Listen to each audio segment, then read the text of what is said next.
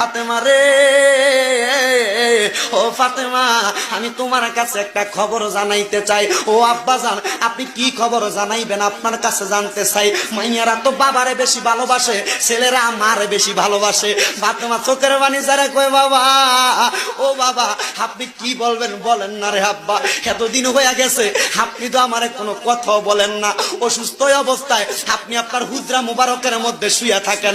আমার দয়াল নবী কয়, রে জগৎবাসী, আমি যখন অসুস্থ অবস্থায় আমার হুজরা মুবারকের মধ্যে শুয়েছিলাম, আমার আল্লাহর নবী বলেছেন, মা বাইনা বাইতি ওয়া মিম্বারি রওজাতুম মির রিয়াদিল জান্নাহ। নবীর রওজা থেকে নবীর ঘর পর্যন্ত এটা জান্নাতের একটা টুকরা। এই জান্নাতের নাম হলো রিয়াদুল জান্নাহ। আমার দয়াল নবী কয়, হে উম্মতের দলেরা, আমি নামাজ যখন পড়তো মদিনার ভিতরে মানুষেরা, আমি আমার ঘর মুবারকের মধ্যে শুয়েছিলাম। শুয়ে থাকা অবস্থায় আমি জানালার পর্দাটা সরাইয়া দেখি আমার আবু বকর ইমামতি করে রে।